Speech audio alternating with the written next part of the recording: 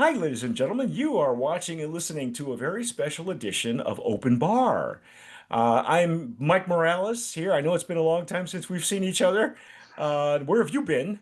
I'm here in Southern California in the armpit of the San Gabriel Valley. And this gentleman that I'm going to interview is. Hello, everyone. My name is Pepe Martinez. I've been in the industry for a couple of years already, but mostly a lot of people know me by Don Pepe. I have experiences, also the Los Angeles Tequila Club, and lastly, one of the organizers for the Salud Amigos Tequila Festival. So, Yay!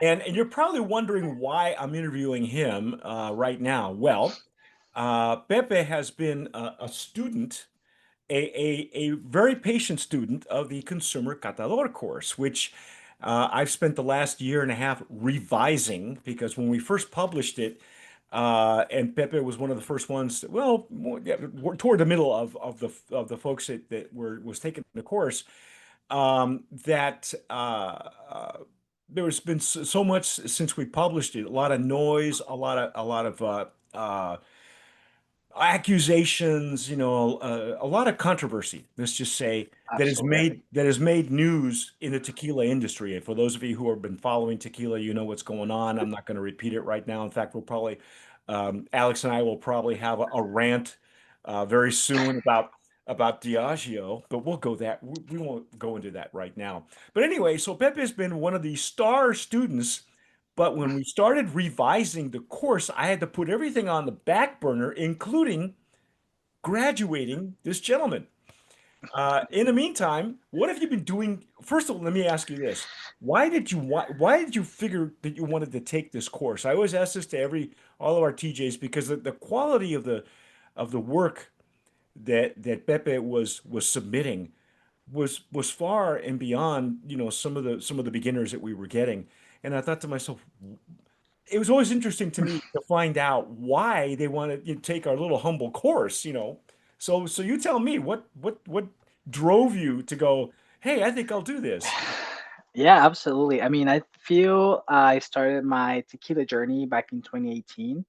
Back then, I was living in Seattle, and I was just eager to find more education. I moved to the U.S. in 2018, and it was like, hey, a lot of folks and friends were asking me about tequila, right? And I was like, always proud, always taking a tequila bottle with me to any party. But then they started asking more questions and more details, and I was like, oh shit, I don't know anything about tequila, rather than just blanco to extrañejo. It comes from this region. But then I was like, you know what? I gotta represent my heritage even more. So in 2019, that's when I came across your Tequila Aficionado platform, which back then it was a magazine, social media, and videos and stuff like that. And I was just curious to do the course. Back then, it was not as easy finding resources or education as it is now, 6 years later. But back then, it was one thing. Finding virtual education was difficult, and then just finding that access was also not as easy. But I would then say finding affordable instruction that is is another also thing. because there has always been a way to get education, and that's the reason we started the course was because Hmm. there's always been a there's always been some roadblocks, whether it's financial, whether it's language, because a lot of this Yep. instruction happens in Spanish, and not only that, but virtual. That's only recently. I mean, a lot of Yep. times you got to fly into Guadalajara and then you got to take the certain levels and on your own Absolutely. dime and stay at a hotel and it's all nice and hunky dory, but by the end of the trip you're in debt for a year, so No, that is uh, true. yeah, That is and definitely it's true. it's true. But now there is, but even there the online courses that are available through these resources, not cheap. Um, and that's Yep. okay. I mean, everybody's got a different thing going on. So you're Yep. right. So ours was the kind of like right there in your wheelhouse, right? Yeah, and also in English, like you mentioned, everything Mm. I could find was in Spanish and in Mexico, so it was that obstacle. And then 2020 came in, and that's when I was like, you know what, let me just take this interest back then into something more a hobby, a passion, or more intense education crash course per se. and that's when I just kind of came across the course. I before I even reached out to you or and Alex, I read the book 3 times. So I was like, I want to make sure I understand. There's everything that I gotta do before I do the actual What did you certification. think of the material? I mean, you read it 3 times? Jeez. Yeah, no, I mean, I mean, it made sense for every single stage of my own journey back then. Because sometimes I there was one specific chapter that I was like, I've never been to a tequila expo, right? And there was a section dedicated of like how you have to do it in order to don't get drunk, don't fool yourself, understand, and all these steps. And I was like, okay, Yeah, I I think kind it's called of the first time, how to yeah, the first survive time a I read tequila it, shift. Yeah. yeah, the first time I read it, I was like, okay, maybe later, right? It was plain pandemic. Second time, I was like, okay, I'm ready to go to my next festival, which was the Marfa Agave Fest. That was the first one that I did. Um, That's one that's always so been on yeah, my radar. so yeah, there was always like I had to come back and forth and just kind of adjust it and understand the chapter according to my own journey, and that's how I kind of did it. And my last time reading it, I was like, okay, I'm ready to take this course, do the homework, do everything that I was committing to, for sure. So And I got to tell you that again, the caliber of the material that the meticulousness with which you submitted your homework was amazing. It's like, you know, he was doing stuff on this on the margins and just I think at one point I was lately I had to review a lot of his homework when we were revising this course along with the other five catadores that we have, and I reread some of that stuff, and it's like that's right. He has his own aroma kit he put together. This guy has yeah. yep, You still know, have because it here. people ask us, is there anywhere where you can get an aroma kit? And they're Oh, not, there you go. they're look at that. They're and we've been gifted and with Fermana Maria Romero Mena, Hmm. who is one of my mentors, and a lot of them. The thing about our course is that we don't all of our information is through experience and through studying and basically, I would say apprenticing with Hmm. some of the big names in the industry, and maybe some that you haven't heard, but master distillers, brand owners, teachers, scientists, botanists, doctors, writers, and and journalists, maybe not so much because having had to review and revise the new course, there's so much more reading material, Pepe. There has been so much clickbait, Updates. Okay. updates and clickbaits, and everybody wants to skew this in their direction, just to have people click on it, and and then either the information is misinformation. That's Hmm. one of my favorite chapters. How misinformation and disinformation become the norm, especially now with social media. I mean, even when we started writing the book, social media was not there wasn't such a big deal. Yep. But now everything and everything's Ev- it's A, exploding. a lot of marketing revolves around social media Right. nowadays. And you have to cut through that marketing too, because I see it from both ends. I mean, that's where we come from. We come from the sales and marketing aspect, from the teaching aspect. We try to cover all the bases. So we made it as we made it so that anybody can go in very superficially or take a real deep dive. And apparently, Pepe took the deepest dive, and I feel bad because it had to all come to a screeching halt until today. But before we go into that, before we go into his final, he's got to do a final with me, sipping off the cuff. You mentioned that you eventually went to a few tequila shows and mezcal shows and things like that, Hmm.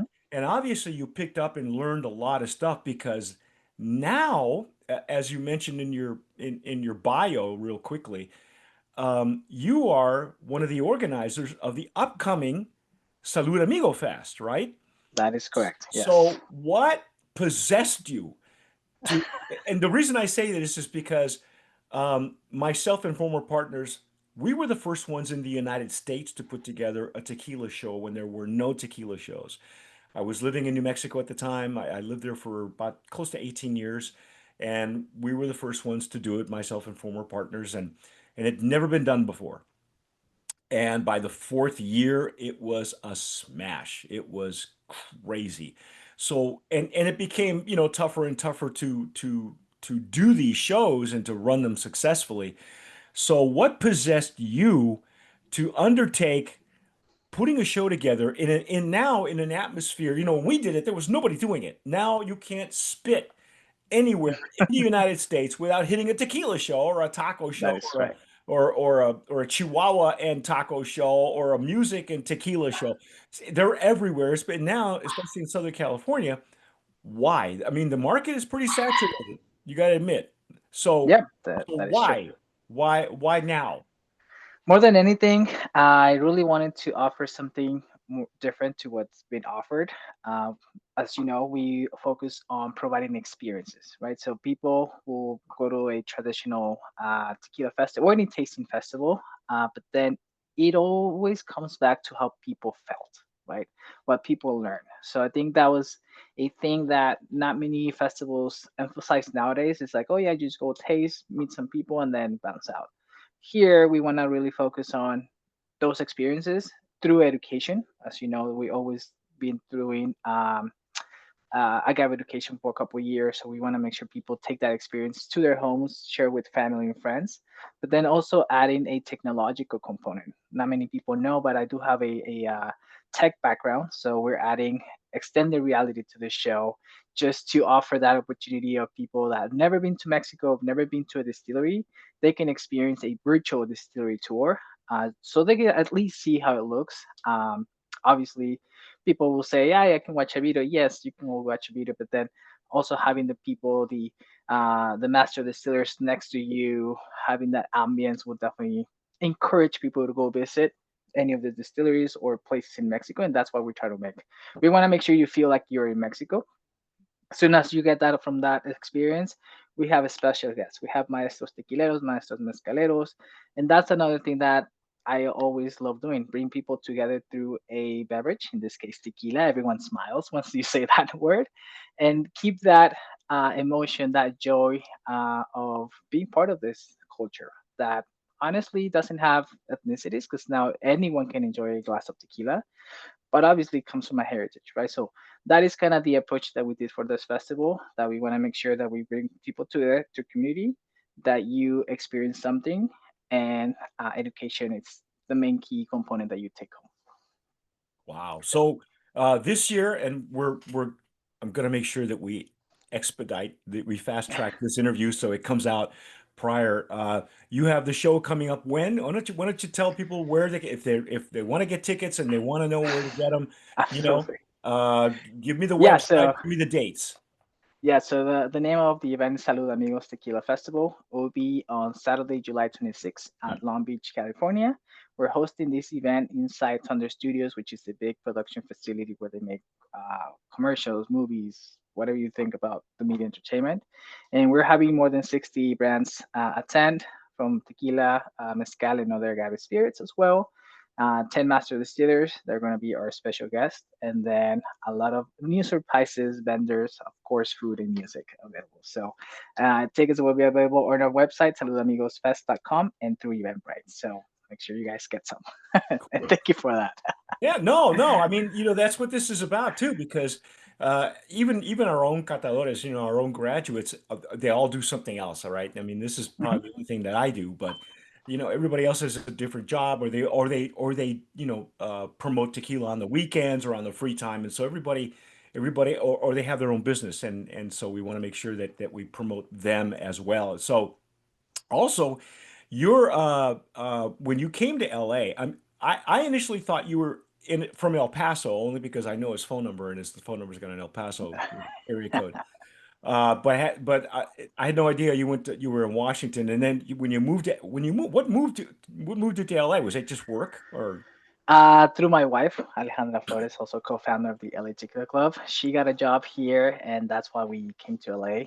We moved here officially in September of 2022. So Wow. Okay.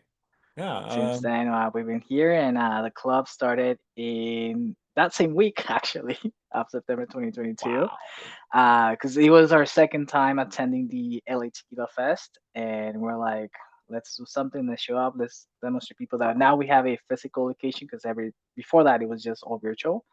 And then we started making connections. People were like, "Oh shit, you were here. Let's connect." After that weekend, I think 2 weekends later, we hosted an agave brunch in our house. 45 people showed up, and that's how organically the club started, technically. So, and since then we meet up every month. How many members do you have now of the club? So I kind of break it down in three different sections.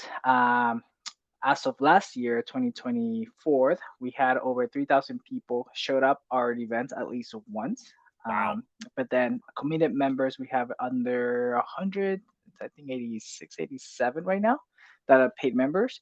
And then we have a large database of industry folks that are considered members because still we do collaborations, we do events with them, and that's a little bit over 300 contacts that we have there. So always Wow. growing, always inviting people over any journey that they are in, whether it's barely starting tequila, been drinking tequila for more than 30 years, everyone's welcome, as long as you are willing to keep learning. So Wow. So how do people join the LATC? What's the website for that one? LATequilaClub.com. Just come over. As I mentioned, we have events every month, different levels. There's different opportunities. And you're considered a member if you just want to come and learn about tequila. And then we obviously have paid memberships at different levels. It's just finding out your commitment to keep learning, and we will offer you different options. But then if you really want to get committed, there's a yearly membership that will give you access to meet and greets that we have, special releases. You're part of our tasting panel for single barrels or single picks that we do. And then any other invites that brands will do for us, that's where we invite our members to. So it's really cool.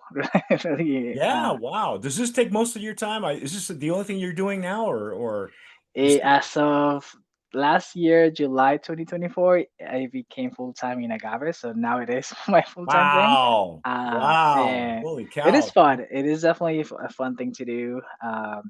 Many people say follow your dreams, follow things that you're passionate for. I So did it. I'm still you doing it. followed your dreams and it led you to tequila, right? Like the Yes. meme.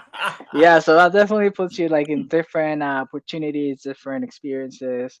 There's highs, there's lows, like everything else. But then, That's in a what I was sense, going to it's a, ask you. I was going to ask you because when we've done this for 26 years now. This next week, I think, will be our beginning of our 26th year in business as Tequila Aficionado, and the magazine and also the website and everything. So I tell people we grew up with the internet. We grew, we didn't have, we had audio. Alex Perez, our founder and my business partner, one of our three business partners, he was the original podcaster when there was no only audio, and now you can record stuff on your phone. But he was using like you know consoles and but yeah. professional microphones, and I was in radio at the time when I first met him in person, and Nice.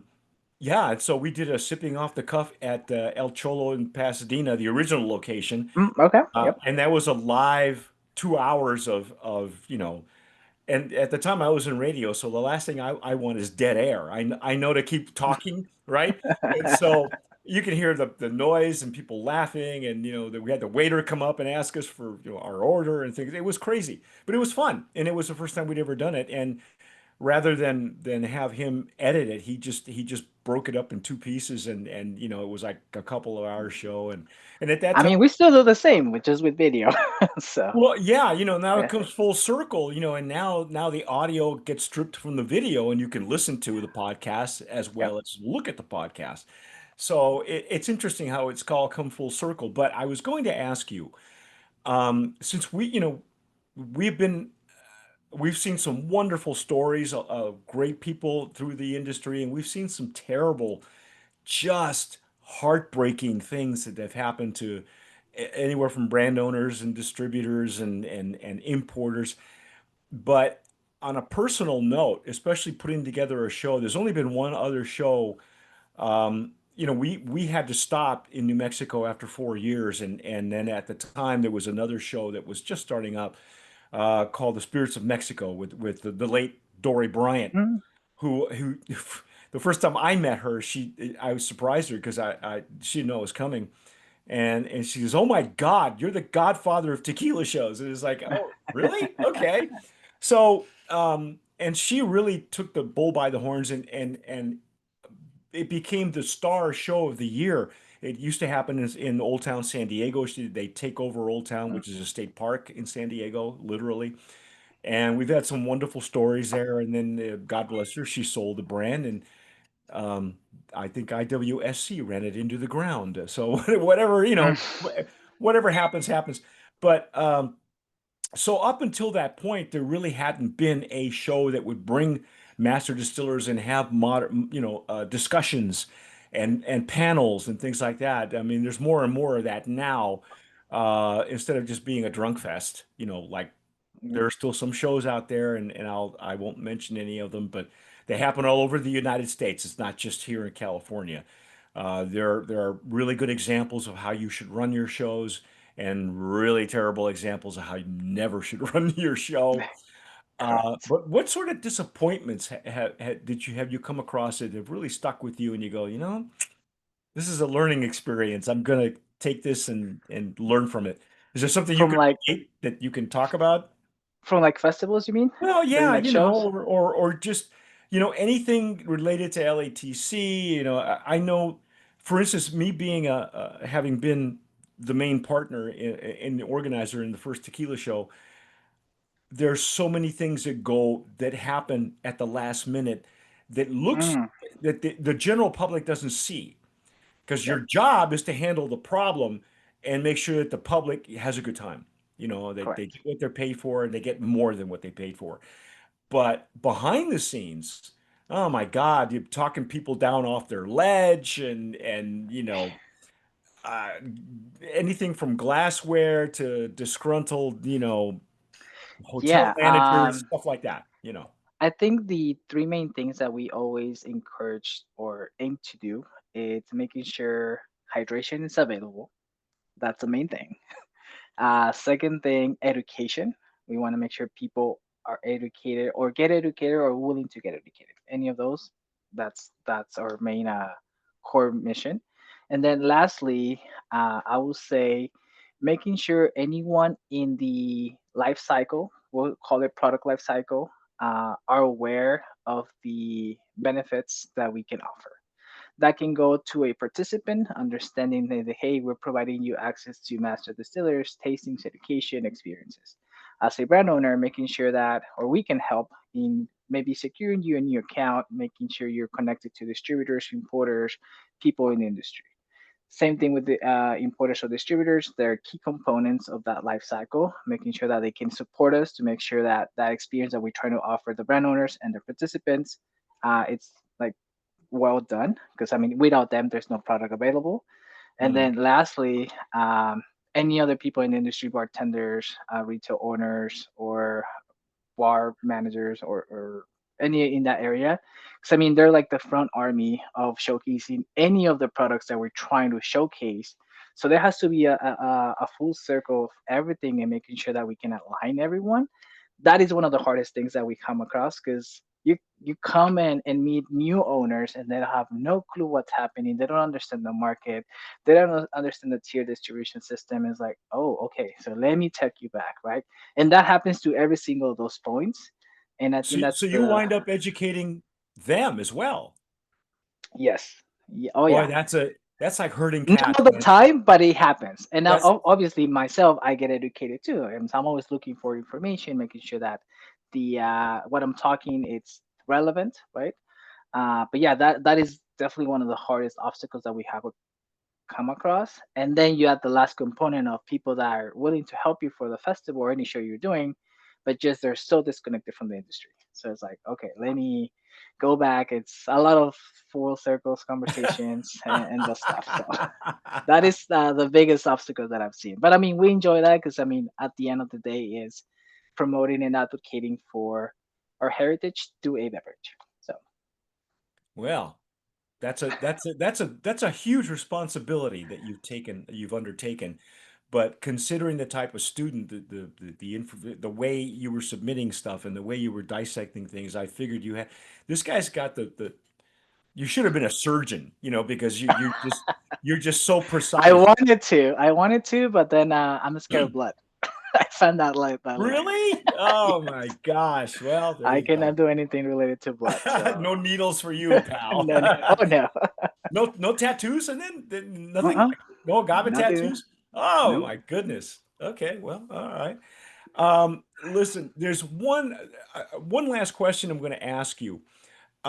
If now, before I do that, let's preface this by saying the new version, the revised version of the Consumer Catador course, Reloaded, will Mm, be available hopefully before the end of this year for sale on our website and with special instructions from myself and possibly Alex Perez as well. We're going to figure out the ins and outs.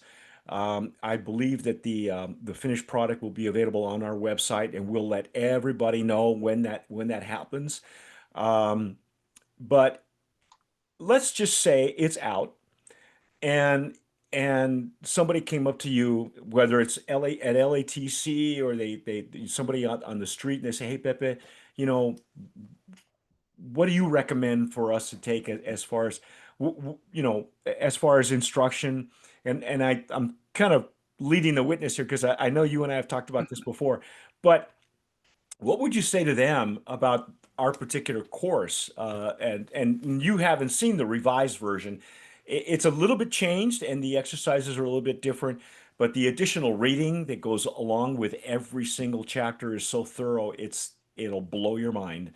So what would you say to them about the Consumer Catador course if I you mean, I'll be honest because I advocate for different courses depending on what they're looking for, right? So if they just want to learn something really quick, don't have the time or commitments, I'm like, go for the award-T certification that multiple brands offer.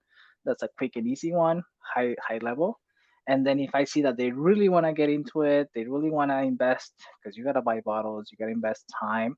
I'm like the perfect course for that that's available to your fingertips. It's the Tequila Aficionado Catador course. It's gonna take you, I wanna say, if you're consistent, anywhere between 4 to 6 months. But then it's up to you how you take it. But I was like, do that. And then if you really see like me that got into that deep level rabbit hole, I am like, go pursue a técnico tequilero certification, but that's gonna be 9 to 12 months and way, way more expensive. yeah. But yeah, I think the course it's a really good certification or course. Let's just keep it a course that will give you that high level, that nitty gritty that you need to understand as aficionado, and will give you the pathways to keep learning through your own self-learning abilities. So that I've said that to you guys. I'd always encourage people to do it. But yeah, that is my review about the course, and Thank you you. gotta always keep learning, right? I Yeah. wish there was a 2.0, which is already coming out. Yeah. But Well, there's always you'll have that available to you. I think we'll make it available, of course, to former students and to our former our catadores. They'll get a chance to review it and look at it and maybe take a deeper dive. And that's basically the way we structured it. As I said earlier, we structured it so that people could go as superficially as possible. They're gonna go, well, Mhm. what's a quiote? Or and I've had that. I've had when people were sending in their homework. I was just reviewing one that I was looking at yesterday, and the guy said the guy works in the beverage industry for labeling, for ethical labels. There are industries, there are people in the industry that I didn't even know that existed. And he said, I just learned something. I'm in the spirits and beverage and food industry, and he says, I couldn't tell you what a quiote was until I just read about it. And so that's gratifying to me when when you have professionals from literally all walks of life that you don't even know, from bartenders to guys who work, in the food and beverage industry, and they go, "Yeah, I learned something new." And so, was there anything that you learned that really stuck with you with the course that you know? I know I talked to Bryce, and he to this day he says, I learned that I could cleanse my mouth with vodka. He says, I didn't even know I could do Well, that. yeah, that is something that's not a standardized procedure for any tasting that I do. The vodka thing. Uh, but the number one thing I'll say it's the aroma wheel concept of understanding first the flavors or identifying the flavors, but then where Mhm. they're coming from. I know there's Right. another inner circle that showcases the process, and then they'll give you some indication of either the defect or how that chemical compound slash flavor comes about. That is something that I've been using every single year since I came across a course. And then the second thing we'll say the scoring method. Now, what 4 years later, I've learned so many different scoring systems because of my involvement through different competitions. But I still use go back to the what you showcased on that course first, and then I reference. I mean, that's my main reference point, and then I utilize that to accommodate to whatever other scoring system we have to use. But that was like the main one, the first one that I learned. Yeah, well, see, there you go, folks. I will end this interview by saying that I got to say when I reviewed all the homework, it's been a couple of years since I looked at it when I had to do it while I was revising the exercises as well. And I got to say even now I'm very impressed with the level of incisiveness and your attention to detail and Thank that you. seemed to have been, and it's not just you, but I mean our other graduates as well, our other catadores, and that's what we call them. Other than they're generally speaking, they're all TJs, they're all our tequila jockeys, right? But but we have catadores who are graduating the course, and and that's what I found. The one thread that I found with all of our students is that they were really detail oriented, and I kind of knew from the first couple of exercises, wow, this person might have it. This person might, and that's okay. Even if you don't, I see improvement too. That's the gratifying part about it. The people that started this course knew nothing.